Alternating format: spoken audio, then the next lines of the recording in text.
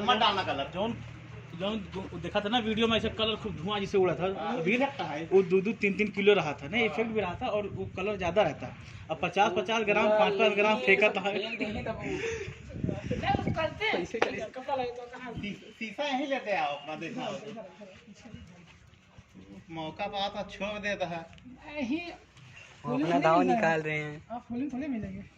जितना रंग बची इनके सब लगाए थे। अब कहाँ पे रंग आइए वहीं से करते हैं। जितना बची सब तो